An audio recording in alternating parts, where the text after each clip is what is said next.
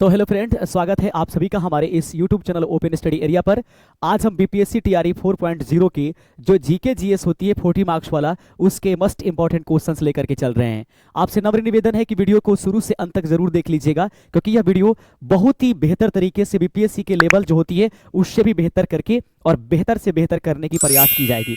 तो आज हम इस क्लास में जीके जीएस के मस्ट इंपॉर्टेंट जो क्वेश्चन है, जिसको भारतीय राष्ट्रीय आंदोलन और भारतीय भूगोल से संबंधित क्वेश्चनों को देखेंगे, जो हर बार स्टूडेंट यानी कैंडिडेट को छकाते हैं। इससे पहले कि हम अपने क्लासेस को आगे बढ़ाएं, थोड़ी सी हल्का फुल्का आप मुझे समय दीजिएगा, उसके बाद हम इस क्लास को और रन कराने की कोशिश करेंगे। तो आइए, स्वागत है आप सभी का हमारे इस चैनल पर। दोस्तों, थोड़ी सी पहले हम आपको बता देना चाहेंगे कि यदि आप बीपीएससी टीआरई 4.0 की तैयारी कर रहे हैं और बीपीएससी टीआरई 4 आप देने वाले हैं, तो सबसे जो आवश्यक चीज है वो है 40 मार्क्स वाला जीके जो होता है दोस्तों, वो सभी के लिए इंपॉर्टेंट होता है। इसलिए हमारे YouTube चैनल जो है ओपन स्टडी एरिया दो प्रकार की ई बुक आपको प्रदान करती है। जो पहली ई बुक आपको दिखाई दे रहा है वो है, आपको देख सकते हैं, हिंदी इंग्लिश जो आपके क्वालिफाई पेपर है उसको प्रदान करती है। तो हिंदी इंग्लिश क्वालिफाई पेपर्स जो होगा, इसमें आपको प्रैक्टिस सेट के रूप में और पैराग्राफ और जिसको बोलते हैं हम लोग पैसेज इत्यादि से संबंधित क्वेश्चन जो होते हैं अंग्रेजी में और हिंदी में भी गद्यांश इत्यादि दे करके एक एक करके एक्सप्लेन किया गया होगा। और उसके बाद ये है 40 मार्क्स वाला जीके जीएस,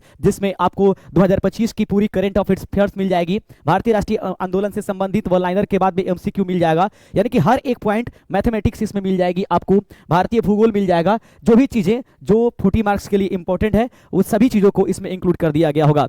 तो इसमें जो होगा आपको कुल मिलाकर के 456 पेज होगा और इसमें 302 पेज होंगे। कुल मिलाकर के जो पीडीएफ के रूप में ई बुक मिलेगी आपको, वह ई बुक मिलेगा 758 पेज का। इसकी टोटल कीमत होगी 250 रुपए। अगर आप चाहते हैं तो इसी पर हमारा व्हाट्सअप नंबर दिया गया है 9709693057, ये इस पर आप जो है परचेज कर सकते हैं। अब आएंगे बात, हम लोग क्लास स्टार्ट करेंगे और क्लास की चीजों को देखने की शुरुआत करेंगे। बने रहिएगा आप हमारे साथ, एक एक करके प्रश्नों को हम लोग देखेंगे। पहला प्रश्न आपके स्क्रीन पर मैं उपस्थित कराऊंगा, ये रहेगा open study area YouTube channel का पहला क्वेश्चन, जो भारतीय राष्ट्रीय आंदोलन या इतिहास से संबंधित क्वेश्चन है। आइए पहले हम इसको गौर से देखने की कोशिश करेंगे, प्रश्न हम पढ़ेंगे और उसके बाद आंसर देने की कोशिश करेंगे। तो दोस्तों, पहला प्रश्न है, निम्नलिखित में से किसे भारत में फ्रांसीसी कंपनी का संस्थापक माना जाता है? सबसे पहले तो फ्रांसीसी कंपनी की संस्थापक कौन है? याद रखिएगा, जो फ्रांसीसी कंपनी के संस्थापक है वो है कोलबर्ट। याद रखेंगे, इसमें ऑप्शंस दिया गया है 1664 ईस्वी में। याद रखेंगे 1664 ईस्वी में। सबसे पहले हम इसको चेंज कर लेते हैं, 1600 कितने में, 64 ईस्वी में जो है फ्रांसीसी ईस्ट इंडिया कंपनी की स्थापना होती है। वो जो व्यक्ति है वो कोलबर्ट है। याद रखेंगे, इस कोलबर्ट का जो पूरा नाम है जेआ बैप्टिस्ट कोलबर्ट है। याद रखेंगे, जेआ बैप्टिस्ट कोलबर्ट, ये जो कि वित्त मंत्री थे। कहां के? ये वित्त मंत्री थे, ये वित्त मंत्री थे जो कि फ्रांस के। तो फ्रांस के वित्त मंत्री के द्वारा, जिनका नाम जेआ जो बैप्टिस्ट कोलबर्ट है, उनके द्वारा 1664 ईस्वी में की जाती है। भारत में जो फ्रांसीसी कंपनी की स्थापना होती है वह सूरत में होता है।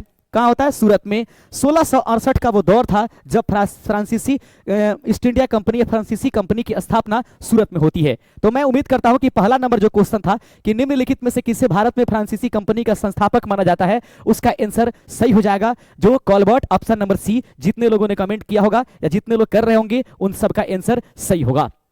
देखते हैं आज के इस क्वेश्चन में कितने लोग कितने सही बना पाते हैं। दूसरा नंबर क्वेश्चन आपके स्क्रीन पर ये रख दिया गया है और दूसरे क्वेश्चन को बढ़िया तरीके से देखिए और जबरदस्त प्रश्न है आपके पास। प्रश्न आपके पास देख लीजिएगा, निम्नलिखित में कौन सा सही है? याद रखेंगे, बड़ा ही शानदार प्रश्न है। प्रश्न कहता है कि निम्नलिखित में से कौन सा सही है। ऐसे क्वेश्चंस आपको बीपीएससी में देखने के लिए मिलती है, तो इस प्रश्न को गौर से देखिएगा। जैसे कहा जाता है कि बक्सर युद्ध जो है मीर जाफर के विरुद्ध क्लाइव का लड़ाई था, बात करेंगे इस पर। नंदीवास का युद्ध जो था फ्रांसीसी विरुद्ध ईस्ट इंडिया कंपनी का जो युद्ध के नाम से जाना जाता है। चिलिया वाला युद्ध डलहौजी के विरुद्ध मराठे थे। उपर्युक्त में से एक से अधिक सही है, उपर्युक्त में से कोई सही नहीं है। तो इस प्रश्न का आंसर हम लोग जानने की कोशिश करेंगे। थोड़ा सा करते हैं इसको पहले क्लीन और फिर हम इस पर चर्चा करने की कोशिश करते हैं। आप वीडियो को लाइक कीजिएगा, अपने दोस्तों में शेयर इसे जरूर कीजिएगा। तो यहां पर है, निम्नलिखित में से कौन सा सही है? तो सबसे पहले तो दोस्तो64 बक्सर युद्ध। बक्सर युद्ध में मीर जाफर की तो बात ही नहीं होती है। बक्सर युद्ध जो है वह 1664 ईस्वी में हुआ था और 1764 ईस्वी में, 1764 ईस्वी में जो है वह बक्सर की युद्ध होती है। सन 1757 ईस्वी में जो होती है पलासी की युद्ध होती है। तो मीर जाफर जो है वो पलासी के युद्ध से संबंधित था। तो याद रखेंगे कि बक्सर युद्ध जो था इससे संबंधित नहीं है। बक्सर युद्ध जो था वो अंग्रेजों के विरुद्ध में 3 व्यक्तियों, जिसको हम लोग मीर कासिम, शाह आलम और उसके बाद शुजाउद्दौला, याद रखेंगे। बक्सर का युद्ध जो है वह लड़ा गया था अंग्रेज, यानी कि अंग्रेज और मीर कासिम, शाह आलम और शुजाउद्दौला, जो कि बक्सर का युद्ध था। और इसमें कह रहा है कि बक्सर का युद्ध मीर जाफर और विरुद्ध क्लाइव लड़ा गया था, सरासर गलत है। वंदीवास का युद्ध फ्रांसिस के विरुद्ध ईस्ट इंडिया कंपनी, याद रखेंगे फ्रांस और ईस्ट इंडिया कंपनी के सामने वंदीवास के युद्ध में आमने सामने हुई थी। चिलिया वाला युद्ध जो था वो चिलिया वाला युद्ध डलहौजी के विरुद्ध मराठे थे, नहीं, इसको हम लोग आंग्ल सिख युद्ध के नाम से जानते हैं। याद रखिएगा, ये जो आंग्ल सिख युद्ध था उसको हम लोग चिलिया वाला युद्ध के नाम से जानते हैं। यह चिलिया वाला युद्ध जो था 13 जनवरी 1849 को हुआ था। याद रखेंगे चिलिया वाला युद्ध, याद रखें चिलिया वाला युद्ध जो था आपके पास डेट होगा 13 जनवरी, याद रखेंगे 13 जनवरी 1849 ईस्वी को चिलिया वाला युद्ध होता है और वो हुआ अंग्रेज और सिखों के बीच में। तो ऐसे में देखने से यही मिलता है मेरे प्यारे साथियों कि जो इस प्रश्न का आंसर होगा वह आंसर क्या होगा आपके सामने। तो बक्सर का युद्ध ये गलत हो गया, वंदीवास का युद्ध ये सही हो जाएगा, चिलिया वाला युद्ध डलहौजी और विरुद्ध ये गलत हो गया, मराठे नहीं, अगर यहाँ पर सिख होता तो इसके बारे में कुछ सोचा जाता। उपर्युक्त में से एक से अधिक होने का कोई सवाल पैदा नहीं होता है, उपर्युक्त में से कोई तो हो ही नहीं सकता है। ऑप्शन नंबर आप सभी जानते होंगे, ऑप्शन नंबर बी इस प्रश्न का सही आंसर हो जाएगा। आगे बढ़ेंगे अपने अगले नंबर क्वेश्चन के साथ और अगला नंबर प्रश्न आपके स्क्रीन पर हम उपस्थित कराते हैं। आज के सेशन का ये तीसरा नंबर क्वेश्चन आपके स्क्रीन पर होगा और ध्यान से देखिए तीसरा नंबर क्वेश्चन आपके पास कैसा होगा। प्रश्न कहता है विधवा पुनर्विवाह, याद रखेंगे विधवा पुनर्विवाह जो है, विधवा पुनर्विवाह अधिनियम ने निम्न में से किस गवर्नर या गवर्नर जनरल या कुछ भी वायसराय कहें कि शासन में क्रियान्वित किया गया था।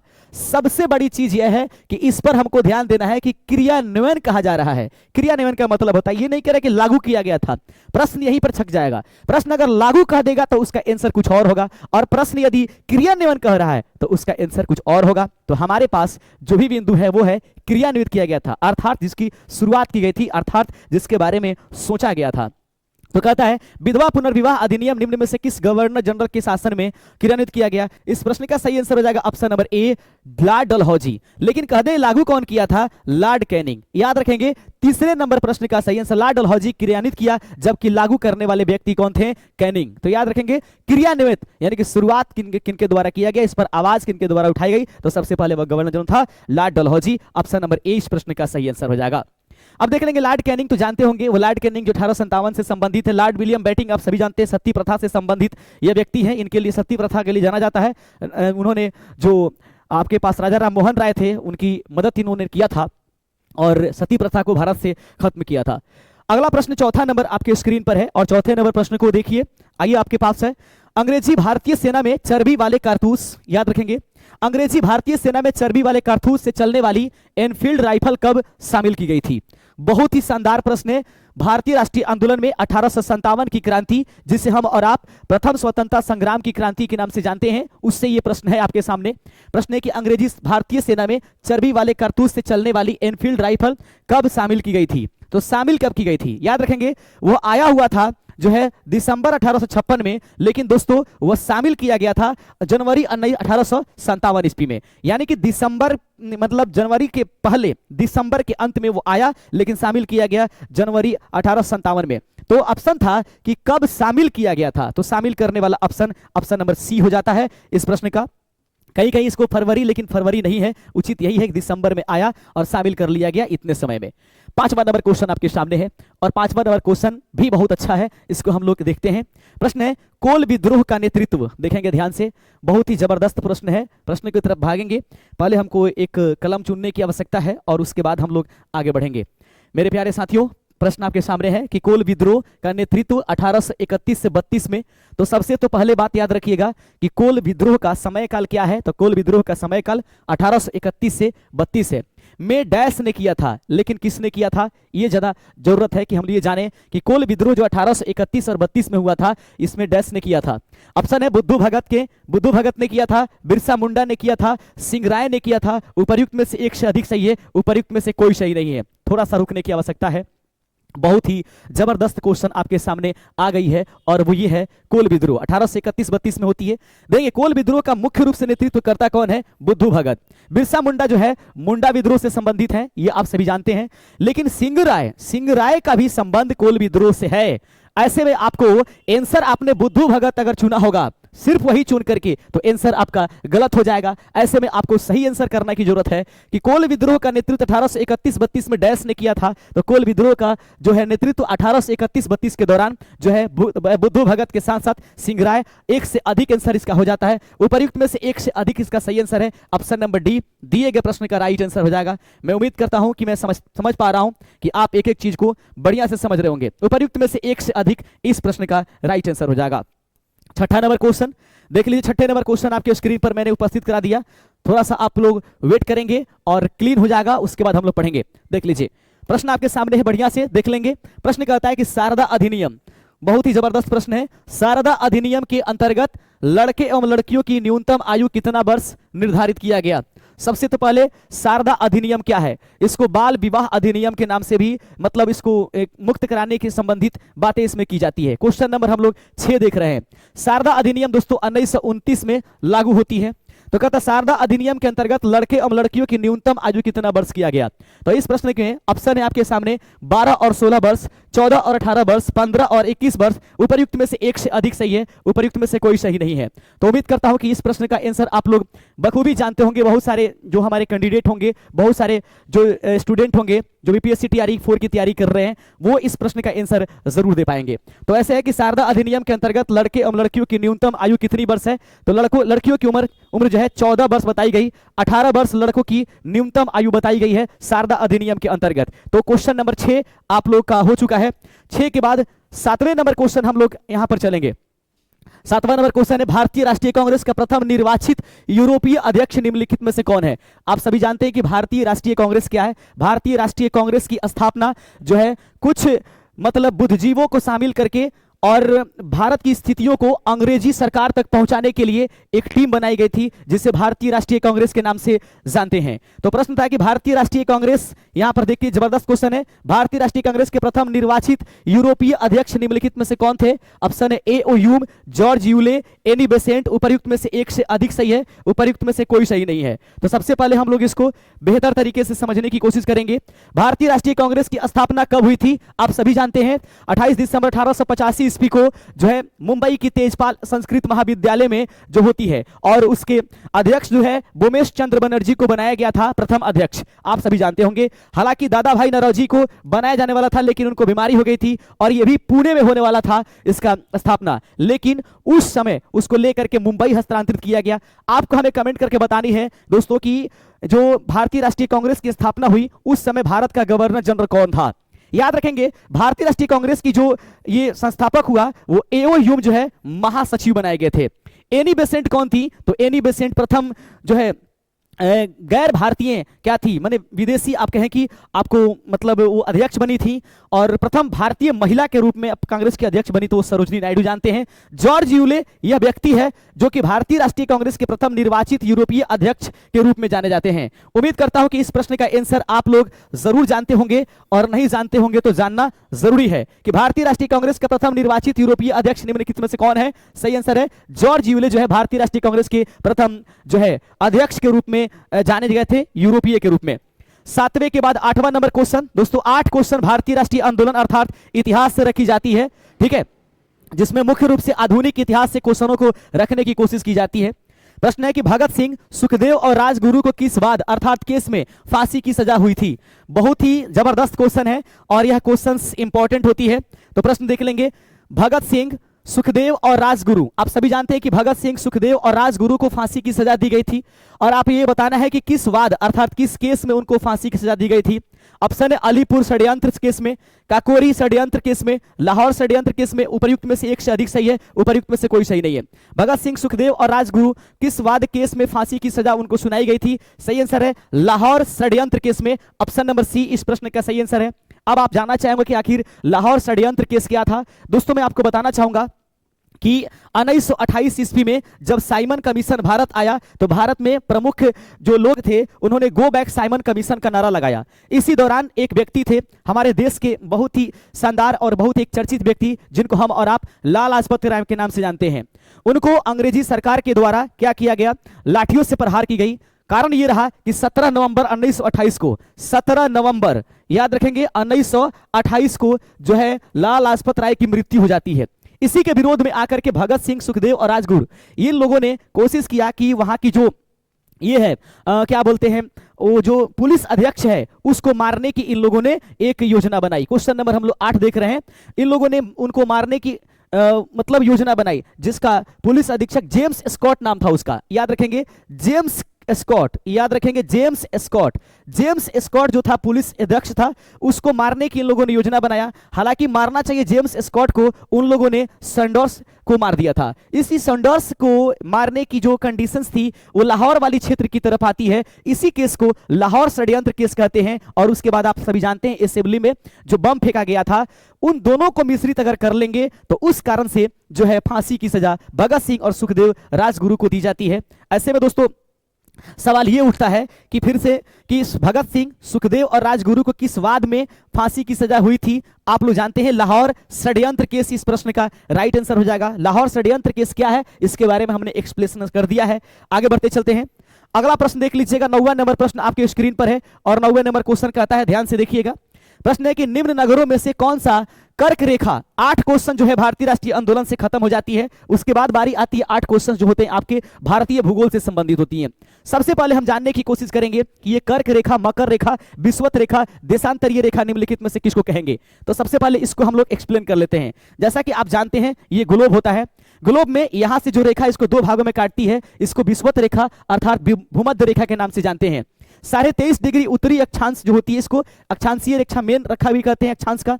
23.5 डिग्री जो उत्तरी अक्षांश होता है 23/1/2 नॉर्थ का, इसी को कर्क रेखा कहते हैं। इसके नीचे जब चले आएंगे तो इसको मकर रेखा के नाम से जानते हैं। और ये जो लाइनें आती हैं इसको हम लोग देशांतरीय रेखा से नाम से जानते हैं। तो कर्क रेखा क्या है? तो कर्क रेखा एक प्रकार की अक्षांशीय रेखा है। और अक्षांशीय रेखा क्या है? 23.5 डिग्री जो नॉर्थ में उपस्थित होता है अक्षांशीय रेखा, उसको कर्क रेखा कहते हैं।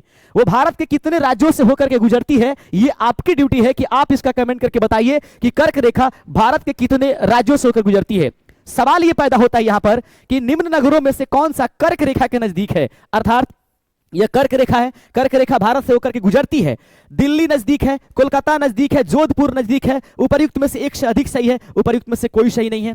मेरे प्यारे साथियों, अगर रांची दिया होता ऑप्शन तो रांची ऑप्शन इसका सही हो जाता। ऐसे में बहुत नजदीक रांची जो है, झारखंड की राजधानी, झारखंड की जो राजधानी है रांची, वो सबसे नजदीक हो जाता। लेकिन यहां पर रांची नहीं है। अब बात आएगी कि आपको इसके बारे में जानना होगा। तो सबसे पहले हम ये जानने की कोशिश करेंगे कि दिल्ली कितने रेखा कर्क रेखा पर है। 28.6 नॉर्थ पर है। कोलकाता 22.6 नॉर्थ पर यह उपस्थित है। और उसके बाद अगर बात करेंगे 26.2 है या 26.32, कभी कभी आंकड़ा आता है 9, तो अब आप मिला सकते हैं 28, 22 और 26। कौन कर्क रेखा के नजदीक सबसे ज्यादा होगा? सही आंसर ऑप्शन नंबर बी हो जाएगा कि दिए गए ऑप्शन के अनुसार कोलकाता शहर जो है कर्क रेखा के नजदीक है। और आप सभी जानते हैं, कमेंट करके बताइएगा कोलकाता शहर किस नदी के किनारे उपस्थित है। अगला प्रश्न देख लीजिएगा। प्रश्न आपके सामने है और प्रश्न नंबर 10वां आपके स्क्रीन पर। प्रश्न नंबर 10 है, बहुत अच्छा क्वेश्चन है। हिमालय की रचना समानांतर वलय, याद रखेंगे, थोड़ी सी आपका समय यहां पर लेने की आवश्यकता पड़ेगी और अब हम यहां पर देखेंगे। प्रश्न देख लीजिएगा। हिमालय की रचना समानांतर वलय श्रेणियों से हुई है, जिसमें सबसे प्राचीनतम निम्न में से कौन सी है?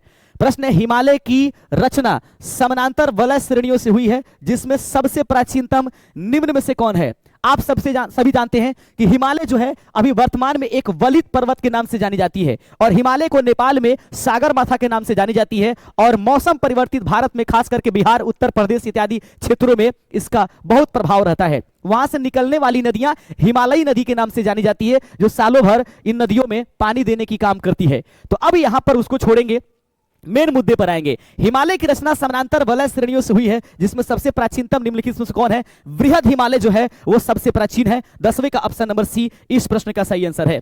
11वां नंबर क्वेश्चन आपके स्क्रीन पर है। प्रश्न देखिए 11 नंबर, 10 डिग्री चैनल निम्न में से किसे पृथक करता है? बहुत ही शानदार प्रश्न आपके सामने। एक और प्रश्न है, 10 डिग्री चैनल निम्न में से किसे पृथक करता है? पृथक मतलब अलग कौन कौन करता है? तो आप सभी जानते होंगे कि 10 डिग्री चैनल निम्न में से किसे पृथक करता है? अंडमान को निकोबार से, अंडमान को म्यांमार से, भारत को श्रीलंका से। उपर्युक्त में से एक से अधिक सही है, उपर्युक्त में से कोई सही नहीं है। सही आंसर है 10 डिग्री चैनल जो है अंडमान को निकोबार से जो है अलग करने का काम करता है। ऑप्शन नंबर आपके सामने ए इस प्रश्न का सही आंसर हो जाएगा। बढ़िएगा, 12 नंबर क्वेश्चन आपके सामने है। प्रश्न कहता है निम्न में से कौन, सेव नहीं, यहां पर सी हो जाएगा, थोड़ा सा आप हमें क्षमा कर दीजिएगा, यहां पर मिस टाइपिंग हो गई है। निम्नांकित में से कौन सुमेलित नहीं है? आइए देख लेते हैं, बहुत बढ़िया क्वेश्चन है, कई बार पूछा भी गया। प्रश्न कहता है कि निम्नांकित में से कौन सुमेलित नहीं है, यह प्रश्न है। सुमेलित कौन नहीं है? भील राजस्थान में पाए जाते हैं, बिल्कुल सही है। जौनसारी उत्तराखंड में पाए जाते हैं, यह सही है, हमें चुनना है कि नहीं। संथाल छत्तीसगढ़ में है, बिल्कुल सही नहीं है, क्योंकि संथाल जो है वह बिहार में है, याद रखेंगे, झारखंड में है, और याद रखिएगा पश्चिम बंगाल अर्थात वेस्ट बंगाल में है। बिहार, झारखंड, वेस्ट बंगाल और हल्का फुल्का कुछ समझ लेंगे कि उड़ीसा में होंगे, लेकिन मुख्य रूप से संथाल छत्तीसगढ़ में तो नहीं होते। ऐसे में कोई नहीं, क्या ऑप्शन क्या हो जाएगा? ऑप्शन नंबर सी इस प्रश्न का सही आंसर है। आइए बढ़ेंगे अपने अगले नंबर क्वेश्चन के साथ और प्रश्न देखेंगे। थोड़ा सी समय लगेगा लेकिन हम लोग आ जाएंगे अपने प्रश्नों के साथ। प्रश्न आपके सामने है, एक बार फिर थोड़ा सा फिर ट्राई करते हैं। अब आगे प्रश्न आपके सामने है, प्रश्न है, देखिएगा ध्यान से। निम्न में से, थोड़ा सा आप ध्यान दीजिए, ये थोड़ा सा इधर हो रहे हैं, इसको इधर करने दीजिए। प्रश्न आइए देख लेते हैं। प्रश्न आपके सामने है, निम्न में से किस स्थान पर अलकनंदा और भागीरथी का संगम होता है? याद रखेंगे, अलकनंदा और भागीरथी दोनों जब मिलती है तो वहां से गंगा नदी का निर्माण होता है। अब रही बात की कहां पर मिलता है, विष्णु प्रयाग, कर्णप्रयाग, रुद्रप्रयाग, उपर्युक्त में से एक से अधिक सही है, उपर्युक्त में से कोई सही नहीं है। निम्न में से किस स्थान पर अलकनंदा और भागीरथी का संगम होता है? आपको सबसे पहले बता देना चाहूंगा कि उत्तराखंड में जो स्थान है, एक गंगोत्री ग्लेशियर और एक होता है सतोपंथ ग्लेशियर। तो देखेंगे उत्तराखंड, उत्तराखंड में एक बार फिर से इसको हम थोड़ा सा मिटा लेंगे और उसके बाद देखिएगा, एक होता है उत्तराखंड, उत्तराखंड में 2 ग्लेशियर है, मतलब ऐसे तो ग्लेशियर बहुत हैं, लेकिन उत्तराखंड में एक ग्लेशियर है जिसका नाम है गंगोत्री, याद रखेंगे गंगोत्री नाम है, और दूसरा नंबर जो है सतोपंथ ग्लेशियर कहलाता है, सतोपंथ, याद रखेंगे सतोपंथ। तो गंगोत्री से निकलती है भागीरथी, याद रखेंगे भागीरथी निकलती है गंगोत्री से और अलकनंदा निकलती है सतोपंथ से, और ये दोनों जो है आ करके मिल जाती है उत्तराखंड के एक स्थान पर जिसको हम और आप देवप्रयाग के नाम से जानेंगे। क्या जानेंगे? देवप्रयाग। ऑप्शन खोजिए, क्या कहीं देवप्रयाग है? नहीं है, उपर्युक्त में से कोई नहीं। इस प्रश्न का सही आंसर हो जाएगा, यानी कि ऑप्शन नंबर ई इस प्रश्न का राइट आंसर था। आप सभी जान लीजिए, मैं उम्मीद करता हूं कि आप एक एक बिंदु को गौर से देख रहे होंगे। आइए अगला प्रश्न आपके सामने है, उज्जैन किस नदी के किनारे स्थित है? बहुत ही बढ़िया क्वेश्चन है, प्रश्न आपके सामने है, आप वीडियो को शुरू से अंत तक जरूर देखिएगा, एक भी क्वेश्चन ध्यान नहीं कीजिए। प्रश्न है कि उज्जैन किस नदी के किनारे उपस्थित है? बढ़िया क्वेश्चन। प्रश्न है कि उज्जैन किस नदी के किनारे स्थित है? देख लीजिए, उज्जैन चंबल नदी के किनारे है, क्षिप्रा नदी के किनारे है, गोदावरी के किनारे है, उपर्युक्त में से एक से अधिक सही है, उपर्युक्त में से कोई सही नहीं है। उज्जैन किस नदी के किनारे उपस्थित है? इस प्रश्न का सही आंसर हो जाएगा मेरे प्यारे साथियों 14 नंबर प्रश्न का ऑप्शन नंबर बी, क्षिप्रा नदी के किनारे उपस्थित है उज्जैन। आगे बढ़ते चलते हैं, 15 नंबर क्वेश्चन आपके सामने देख लीजिएगा। आप बीपीएससी टीआरई 4.0 के लिए प्रश्नों को देख रहे हैं और खास करके भारतीय राष्ट्रीय आंदोलन और भारतीय भूगोल से संबंधित जो इंपॉर्टेंट टॉपिक होती है उस क्वेश्चन को लेकर के आ रहे हैं। मैथमेटिक्स को हम दूसरी खंड में बनाते हैं और अच्छे तरीके से आपको समझ में आएगा। भारत में लवणीय, बहुत बढ़िया क्वेश्चन है, थोड़ा सा आप समय दीजिए, प्रश्न आपके सामने है, बिल्कुल आप इधर उधर नहीं होकिए, जया नहीं कीजिए। भारत में लवणीय मृदा का सर्वाधिक क्षेत्रफल किस राज्य में है? लवणीय मृदा, याद रखेंगे साल्टी जो सॉइल है वो भारत के किस राज्य में सबसे अधिक पाया जाएगा? तो याद रखें उत्तर प्रदेश, हरियाणा, गुजरात, उपर्युक्त में से एक से अधिक सही कोई नहीं, सही आंसर हो जाएगा गुजरात। गुजरात में सबसे ज्यादा लवणीय मृदा पाई जाती है, वो भी कच्छ के क्षेत्र में, याद रखेंगे कच्छ के क्या क्षेत्र में जो है सबसे ज्यादा लवणीय मृदा पाई जाती है। ऑप्शन नंबर सी इस प्रश्न का राइट आंसर हो जाएगा। 16 और अंतिम नंबर क्वेश्चन आपके स्क्रीन पर है और प्रश्न आपके लिए छोड़ करके जाते हैं, देखना यह है कि कौन कौन इस प्रश्न का आंसर कर पाते हैं। आपके लिए प्रश्न मैं छोड़ देता हूं, प्रश्न देख लीजिएगा। प्रश्न कहता है कि बिहार का कौन सा क्षेत्र बाढ़ का सर्वाधिक सामना करता है? बहुत ही बढ़िया क्वेश्चन है। बिहार का कौन सा क्षेत्र जो है सर्वाधिक क्या करता है? बाढ़ का सर्वाधिक सामना करता है। उत्तरी बिहार, दक्षिणी बिहार, देखते रहेंगे 1 मिनट और हम लोग थोड़ा बने रहेंगे। बिहार का प्रश्न है, बिहार का जो कौन सा क्षेत्र है, बिहार का कौन सा क्षेत्र बाढ़ का सर्वाधिक सामना करता है? उत्तरी बिहार, दक्षिणी बिहार, पूर्वी मध्य बिहार। उपर्युक्त में से एक से अधिक सही, उपर्युक्त में से कोई सही नहीं है। इस प्रश्न का आंसर आप लोग हमें कमेंट करके दीजिएगा। और दोस्तों आप हमें कमेंट करके जरूर आइएगा कि आपको हमारा क्लास कैसा लग रहा है, और चैनल को सब्सक्राइब कीजिएगा। अगले दिन हम मिलेंगे अपने नए टॉपिक के साथ। शुक्रिया, जय हिंद, जय भारत।